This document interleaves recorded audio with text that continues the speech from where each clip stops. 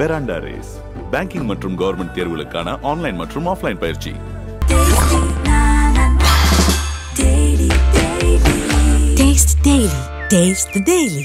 அகிலத்தை ஆளும் உழைப்பின் உறுதியை என்றும் வணங்கும் அக்னி. பிரபல பாடகி சுசித்ரா கடந்த சில நாட்களாகவே கொடுத்துக்கிட்டு வரக்கூடிய பேட்டிகள்ல தன்னோட முன்னாள் கணவர் கார்த்திக் குமார் பத்தியும் நடிகர் தனுஷ் குறித்தும் அவதூறான பல கருத்துக்களை தொடர்ச்சியா வெளியிட்டு வந்தாங்க.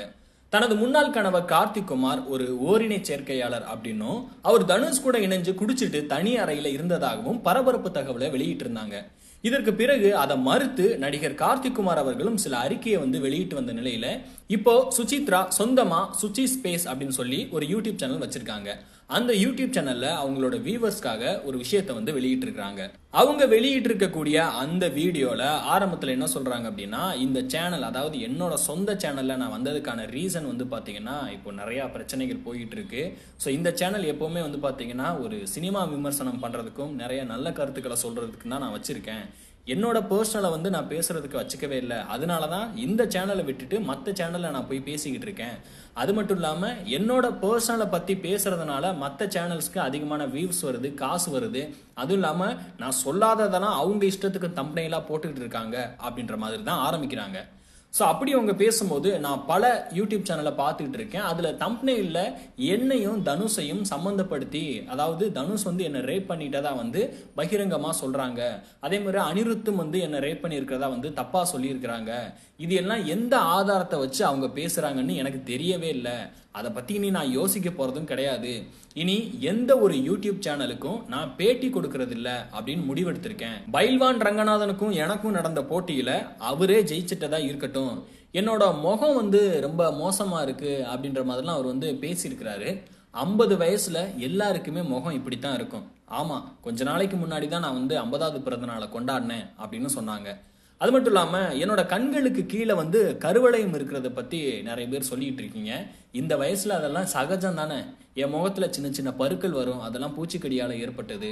அதே சமயத்தில் நான் போதைப் பொருளுக்கு அடிமையாகிட்டதாகவும் அதனால தான் இந்த மாதிரிலாம் பேசிக்கிட்டு இருக்கேன் அப்படின்னு நிறைய பேர் சொல்லிக்கிட்டு இருக்கீங்க.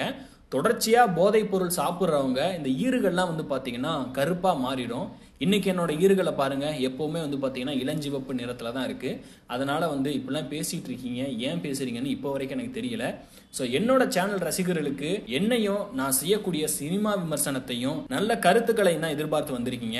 ஸோ அதனால இனிமே என்னோட சேனல்ல அந்த மாதிரியான வீடியோக்கள் தான் வரும். இனி இந்த மாதிரியான கண்டென்ட் வராது அப்படின்னு சொல்லி அவங்க தரப்புல இருந்து ஒரு வீடியோ ஒன்று வெளியிட்டு இருக்காங்க. இதே மாதிரி அவங்களோட யூடியூப் சேனல்ல இன்னொரு வீடியோ ஒன்று போட்டிருப்பாங்க.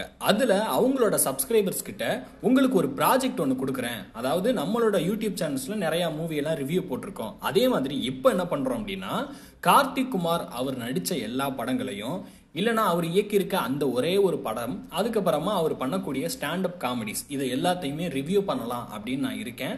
இந்த லிஸ்ட்ல எதை ஃபர்ஸ்ட் பண்ணலாம், எதுக்கு ப்ரிஃபரன்ஸ் கொடுக்கலாம் அப்படின்றத நீங்க எனக்கு கமெண்ட்ஸ்ல சொல்லுங்க, நாம அதை பண்ணலாம் அப்படின்னு பேசிக்கிட்டே இருப்பாங்க. ஸோ அப்படி பேசிக்கிட்டு இருக்கும்போது யாரடி நீ மோகினி தான் நீங்கள் நிறைய பேர் சொல்லுவீங்கன்னு எனக்கு தெரியும். ஆனால் யாரடி நீ மோகினி டெக்னிக்கலாக தனுஷ் படம் அப்படின்னு ஒரு 2 செகண்ட் யோசிச்சுட்டு, சரி பரவாயில்ல தனுஷ் படமாக இருந்தால் என்ன, தனுஷ் ஹீரோவாகவும் கார்த்திக் குமாரை ஹீரோயினாவும் 2 பேரையும் வச்சு இந்த படத்தை நம்ம ரிவ்யூ பண்ணலாம் அப்படின்ற மாதிரி சொல்லியிருக்கிறாங்க. இனி அவங்க சொல்ற மாதிரி அந்த ரிவ்யூ வருமா அப்படின்னு அவங்களோட ஃபேன்ஸ்லாம் எக்ஸ்பெக்ட் பண்ணிக்கிட்டு இருக்காங்க. என்ன நடக்க போகிறது அப்படின்றத பொறுத்திருந்து பார்க்கலாம்.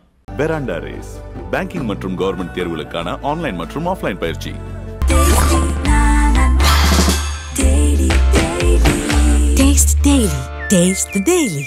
அகிலத்தை ஆளும் உழைப்பின் உறுதியை என்றும் வணங்கும் அக்னி.